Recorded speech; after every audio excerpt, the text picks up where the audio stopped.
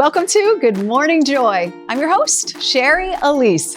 I've got a super inspiring show for you today, so I hope that you are settled in and have grabbed your favorite cup of joy because it is a miracle season today on the show. I've got fitness expert, motivational speaker. You know him from the Bachelor franchise. Eric Bigger is in the house. And then a little bit later, we are going to meet some people on the street and we're going to take a trip down memory lane. But for now, it's time to share with you the good news happening around the world that you should know about on the Joy Report. A man in New Jersey mows lawns, trims hedges, and kills weeds, all for people who need it the most. Brian Schwartz started the company I Want to Mow Your Lawn after he got laid off during the pandemic. Soon after, he started a volunteer lawn care organization to help seniors, the disabled, and veterans mow their lawns, trim their hedges, and cut back their trees. And he does it all for free. Schwartz said that he wanted to find a way to help during a difficult time. Not only did it keep him mentally and physically engaged, but it also gave him the opportunity to help others while figuring out his own life. The movement has since spread internationally, and I Want to Mow Your Lawn was born. Brian now oversees over 500 volunteers in 46 states, with similar organizations springing up in Australia, the UK, and Canada. Brian says, because I believe that when we do kind deeds, it creates a ripple effect that extends beyond just one person or moment in time. By helping others, we are spreading positivity and making a difference around the world. Thank you, Brian, for doing that one small act and inspiring so many to follow along. I am so excited about today's guest. He is a motivational speaker, an author, a mindset coach, fitness expert. You know him from the Bachelor franchise. We're going to talk all about miracle season today. Eric Bigger, welcome to the show. Yes. Thank you. Thank you for having me. Good morning, Joy. Good morning. Good morning with the joy. I love it. Yes, I am so excited to have you here today. Yeah. I'll be honest. I did watch all of the Bachelorette. Oh, you did? Bachelor. I did. So I did see you on Season 13, you watched that? Okay. I did. Okay. I don't place judgment because a lot of people don't know this, though. I was on a reality show by the same producers back in 2009. And I had great life lessons from that. So when I watch people like yourself and the stuff you go through, I just sit back and go, man, they are going through It's intense. Yeah. But beautiful at the same time. It is beautiful. Yeah. You learned a lot during that time. Yeah. You got to do a self-discovery, self-analysis of like, why am I here? What is all these people doing around me? I have no phone, have no outside connection. Wow. But it grew me fast. I mean, I went to 6 countries, traveled the world, and it was like, what am I doing? Is this life? It felt like a dream, but eventually post-show, my dreams did come true. Ooh. And that's the miracle, but I had to go through that season. Right. And that season wasn't the easiest, but it was worth it. So. And I look at a lot of what you do, and I know that you believe a lot in perspective and stories that we tell ourselves. Yeah. And so even what you went through, I imagine when you say, I had to go through that to be where I'm at, that's a story that we tell ourselves too. A good one, right? A good one, yeah. Yeah. Because we tell bad stories too. We keep that pattern alive, or we keep that narrative alive to feel like a victim, or we hurt, or however space we want to be in. But I always look at your stories. Once you go through it, you get to it, then you have glory at the end. But you got to go through some type of, metamorphosis. And I believe, that's what everybody deserves in this lifetime. Yeah. So talk to us about miracle season, what that is, because it is. I say it and I get lit up. So basically it's a mantra, it's a metamorphosis, it's a transformation. And the ideology, it's miracle season, came to me. I channeled it when I was on the show, The Bachelorette, right before I went on after the final rose. And it just came out on stage, and then it took a life of its own. Mind you, now this was prior to my season starting. So it was like a foreshadow, but I didn't really know what I was saying until it all took place. And so in those 10 weeks, I went through a metamorphosis. I went through a lot of challenges, changes.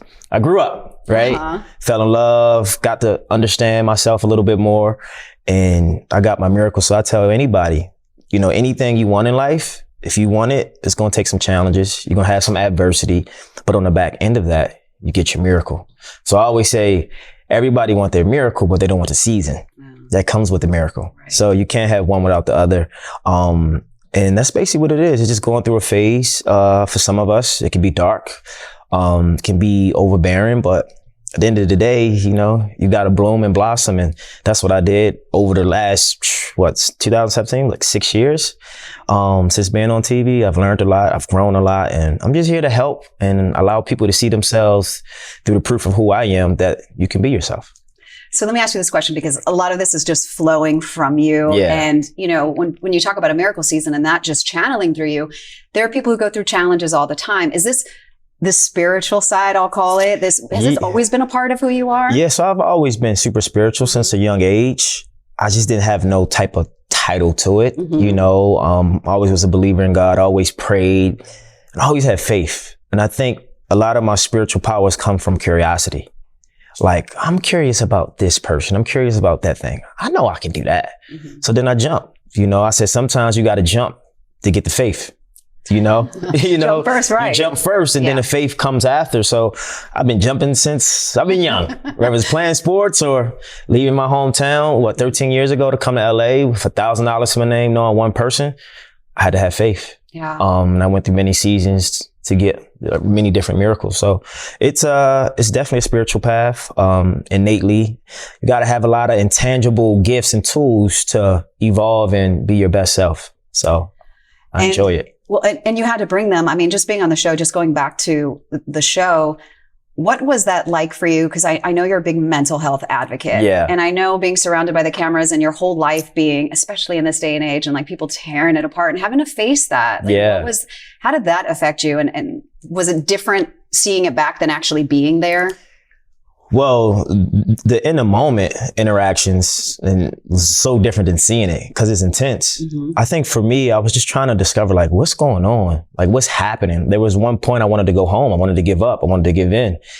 And I like to compare it to fight or flight. Mm-hmm.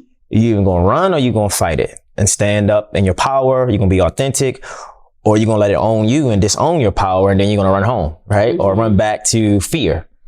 So there was a turning point in the show where I stood up for myself, you know, and that was like the trajectory of my path on the season, and it changed my life because I was able to kind of like, you know, put someone in their perfect alignment, if you say. I want to say put them in their place, but it served a purpose, and it's challenging. You know, I did discover that I have mental fortitude, that I have a strong mind, and reality TV is not for everybody. Because it looks cool, it looks fun, but you give a lot of your energy, you give a lot of your mind and your emotions. It can burn you out. But once you rediscover who you are, you get new energy, new life force, and you become more. But it's not for everybody. It's challenging. Mental health is very important to me. Shouts out to Dee Hurst, Suicide Prevention Center here in Los Angeles, where they have a crisis line where to anybody who might be feeling any dark thoughts or any tough, you know, mental challenges, that's a place where people go and get support. And I've been an advocate, supporting and representing them for like the last 5 years. And I think everybody has mental challenges. I was telling someone the other day, I was like, as an artist, as a creator, as an influencer, as a speaker, as, you know, we have challenges with like, is this good enough? Yep. How do I look when I'm performing? Can I remember my lines? Like, that's a mental challenge. Mm-hmm. It doesn't always have to be super dark for it to be a challenge. It could be fear, you know, you have self-sabotage. And I think once we have people or group or community that we can speak to openly with no judgment and no fear, I feel like you can thrive and become your best self. I think that's so important about what we all can do for each other and the safe space that we hold for each other to allow one another to be fully ourselves. And I think when we can feel that for ourselves, then other people are like, oh, I can do that too. I could be more me. And I think that's, for me, when I watched you, that's what I saw you doing and being, even if you didn't feel it at the time. Yeah, because there was times where my mouth was like dry. I was just like, what's going on? I'm drinking water. My mouth is still dry. Like, is my body shutting down? Like my nervous system was having some type of response, and maybe it was triggering, and I felt fear and I didn't know what to do, but I stood in it and I came out on top, you know, came out of a miracle. And for anyone that want to be on TV, for anyone who want to be in the limelight, for anyone who wants to be seen, felt, and heard, there's challenges that come with it that you may not see. And it's not the easiest, but if you have a spiritual life, you have some internal practices to make your external world better for your perspective, you'll be fine. That's actually what I wanted to talk to you about. So perfect leeway there about our practices though, because I saw you post a video and you were talking about how what I was taking from it, you don't just show up like this with all of this energy. It's stuff that you have to put in to your life every day to keep you where you're at. Can you share a little bit about what that looks like for you, how you feed your mind, body, and spirit? Yeah, well, I'll talk about today. I've been up since 4:21. Spirit woke me up. I'm like, I rolled around in bed. I meditated. I prayed a few times. I did my affirmations. I went to the gym, got a good 45-minute workout in. I listened to some good music, So when you meet me and you feel my energy or my presence, I'm putting so much in me that's positive, that's fulfilling, that's going to add value to myself and others without me trying to. The best thing you can do to call your energy back to yourself when things are out of whack, when you feel out of alignment, when you can't control what's in front of you and things don't make sense, get in nature. Get in nature. Ground yourself. Put your body, your feet in nature. So I always tell people, find a spiritual practice. Find something that's valuable to you. It could be reading a book, getting sunlight, drinking coffee, watching a Good Morning Joy, studio place, right? Working out, dancing, like whatever fills your soul and your spirit, you should do that. And I think the old paradigm of the world is getting old. It's dying out, and people need new tools, new skill sets that's going to help the internal world more than the external world. Because as we see, you can have all these followers, you can have all the fame, you can have all the money, and still not feel like you look. Yeah. And so I think life should be about feeling. It shouldn't be about vanity, but longevity. And I think that's important. And so to have longevity, you got to have some type of internal and external practices to help you feel good inside, no matter what's going on outside. I'm about to sound like an old lady to myself. When I was your age. Yeah. No, but around your age is really when I was uncovering and discovering so much of myself and and putting in that inner work. And so when you talk about that, it's so important. Because that's how we continue to thrive. And that's how, joy is cultivated by the ways that we feed ourselves. So I love that you just shared that you have to do all that work. Cause so many people think like you just wake up and and I tell people all the time, I'm like, I'm not this joyful in the morning. And granted, like every morning is not the best morning. Some morning I wake up feeling, overwhelmed. I feel like, I got a lot going on, what I'm going to do today. All these things that might not make sense in the moment, but once I start activating that spirit and I'm praying and I'm meditating, I might be reading Proverbs 4:7 and all you're getting, get understanding, right? Yeah. Or I'm in the gym, now the energy is moving around, because they say motion changes emotion. Now I'm feeling better because I'm applying things that's going to help my being, the entity of who I am, be better once I step outside. And so it's a choice, right? It's a choice, but my choice is because I know how I want to feel. I want to be in the highest of the highest vibration. My mantra to myself is like, I want to be the best me alive. There's only one me. How can I be the best me alive? And whatever that takes, I'm willing to do. That's right. And that's when we feel most in alignment is when we're being our best self. Cause that whole resistance comes, right? Like when we're not following or we're trying to please other people. And you've talked about being a people pleaser. Absolutely. I mean, I think a lot of it came from wanting to be loved and accepted. And I felt like, well, if I achieve these things, if I look this way, if I do these things, I'm going to get love and acceptance. And then Spirit says, in order to get that, you have to love and accept you. And so I was listening to a podcast. I think her name is Tara Burke, I believe. And she has an episode called Radical Acceptance, saying yes to all of life, to everything, even the things that don't make sense, to the things that are uncomfortable, saying yes, because those yes to all of those things, radical acceptance, allow you to accept yourself and your situation to move forward. But if I'm only accepting me from when I can write a book, from when I'm on a talk show, from when I'm whatever, that's not life. That's not real. That's not choosing joy. Yes. That's choosing underlying pain. It looks like joy, but you're choosing pain, my friend. So I'm willing to accept all of me, to love all of me, no matter where I'm at, and say, I'm okay, I'm well, I'm safe, and I'm loved unconditionally by myself and higher self. And that wisdom comes from having to have gone through the valleys to be able to land there. And I think we were speaking briefly right before I came in today, and I said, what's interesting about life? Most people tell you to be yourself, but I realize sometimes you have to be someone else to know who you really are, right? Because when we're growing up, our blueprint is what we see. So we try to be what we see. But if that's not us, how do we know if we don't be that first? Yeah. Right? Yeah. Well, that's what I was going to say about, well, what I want to say about joy is, and why I feel like so much of that has been dimmed, because we're taught by our parents and society and school to be this certain way. And we show up that way. Yeah. And then we're like, wait, something doesn't feel quite right until we figure out like what you're saying. Yeah. Like, and sometimes you got to play different roles and different characters to find out the real character. Right. Like, who really am I? Yeah. And so now in my life, I really understand who I'm in on such a deep level that nothing can bother me outside of me being myself, because I know the true me. But when I was wearing all these different hats because I thought I did, I couldn't really tap into my deepest, realest self with everybody because I was choosing a story. Yeah. When did you become aware that you were choosing the story, or that you weren't being you? Well, the thing is, I think it happened in spurts over the years. I think this year has been a very transformative metamorphosis, and I'm turning into a whole, it's miracle season. It's a different miracle, right? And I realized this is something I want to share with people. If you're listening, if you're watching, that who you need to be is who you are in that moment. Right? And so I had to learn that just because a person is negative, just because you're upset, just because you're not in a joyous state, that's okay to be that person.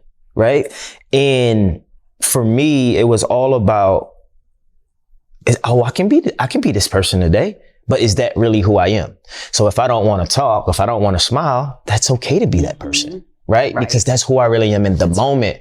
So people, do not judge anyone for whatever moment they're in and they're choosing to be, because that moment is who they are.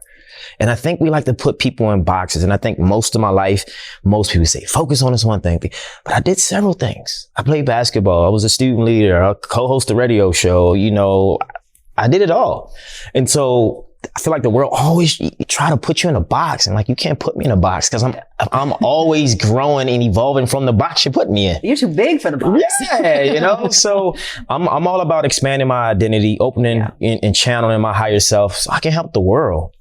Because doing meaningful work for me at this time in my life is the most important, because I'm giving back, and everything I'm going through, I get to share so someone else that's going through it might have some benefits of it. Yeah.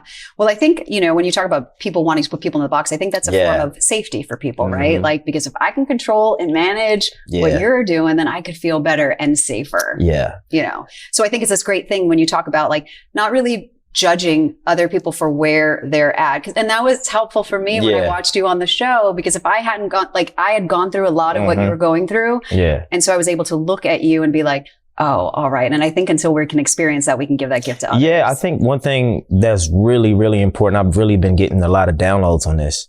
Most of my life has been like learning, becoming. So here's the thing. They say knowledge is a precursor to experience. But sometimes you can have all the intellect and have all the knowledge, but you can't embody what you know because you haven't had the experience. So sometimes, most times, well, you have to go through it to kind of understand, to say you understand or relate. But if I'm reading about relationships and I'm reading about being a host on a TV show, I'm like, that's great, but have you done it? Right. It's a different experience. And so I think that's why we shouldn't judge, because no one knows what anyone's going through.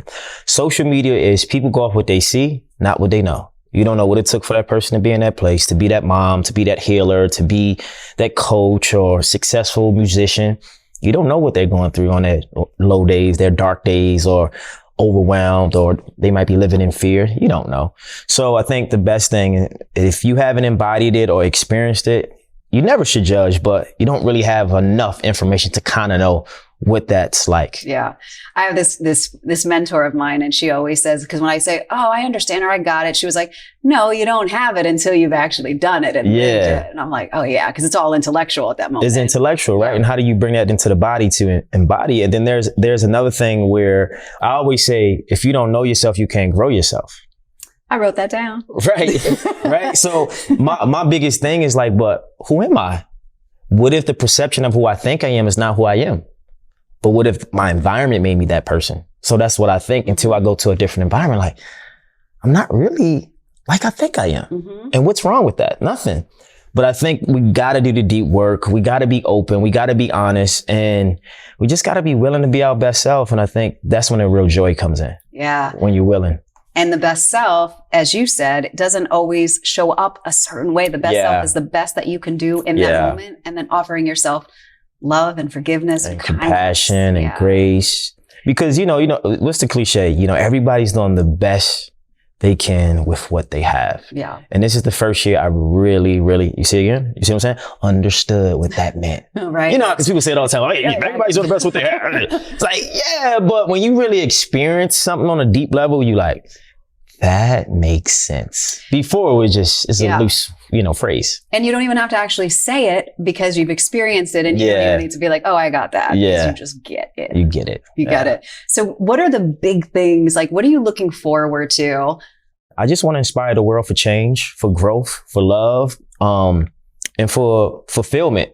And to be able to choose joy through struggle, through challenges, through changes, through fear, because they all go together. Yeah. You can't have one without the other. So I'm just looking forward to just being the best self so I can add to the value and create and be innovative. I just want to invent things that help the world heal and evolve and be truthful and be authentic. I think we're tired of like acting like we're good and acting like we're positive. Like, nah, you might feel like inside, right? And that's okay.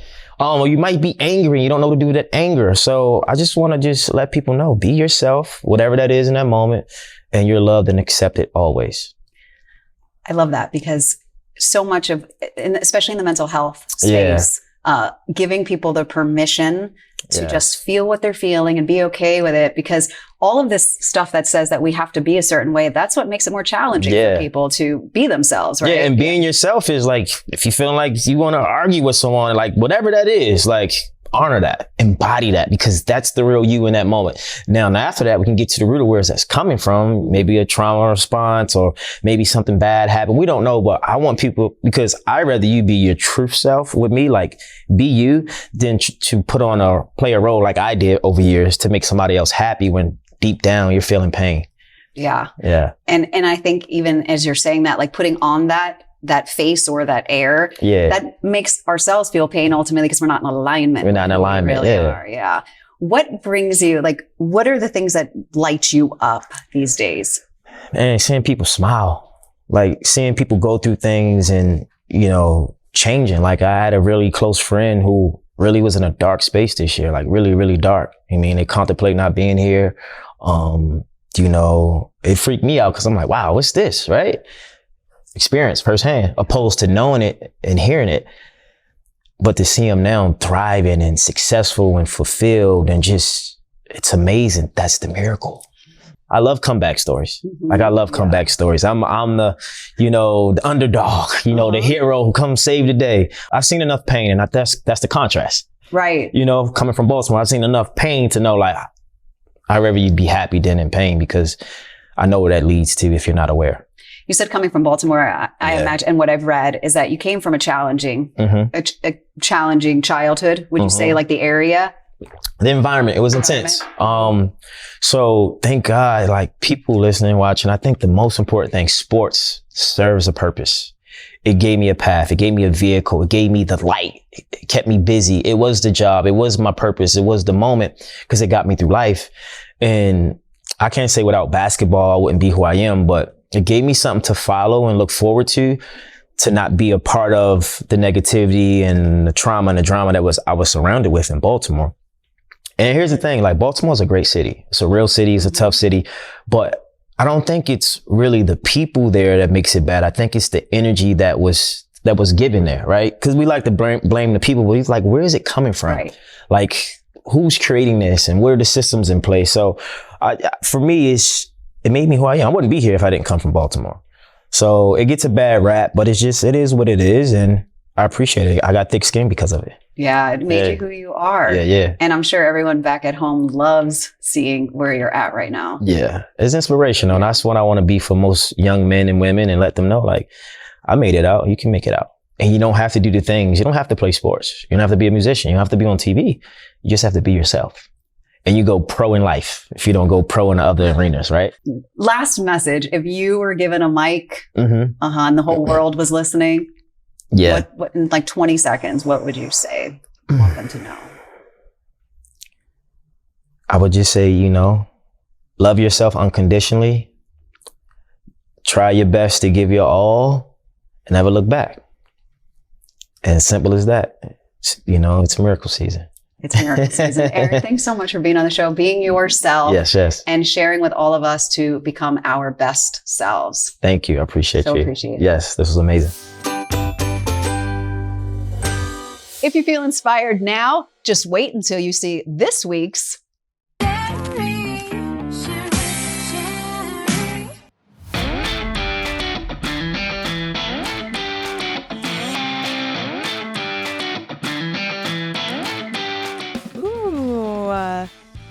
I have a lot of good memories. That's awesome. Yeah, I have a lot of really good, rich memories. Who are you?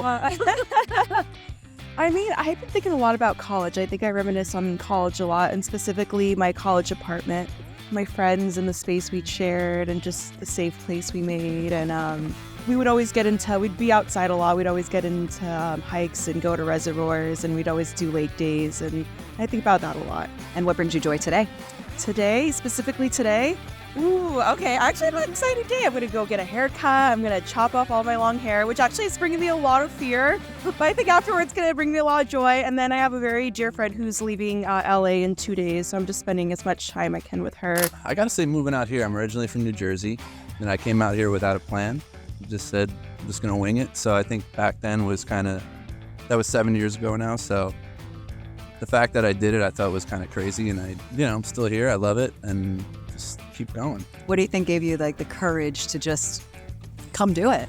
Just had to do it, because I felt like if I didn't do it, I'd regret it. And the weather out here is amazing. No snow, which is nice. What memory brings you a lot of joy?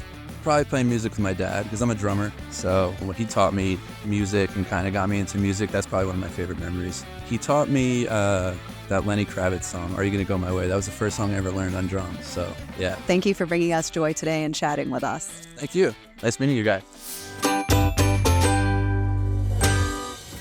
Thanks so much for joining me this week. I hope that you go and share your smile with someone that needs it today. I'll see you next time on Good Morning Joy, where every day starts with a smile.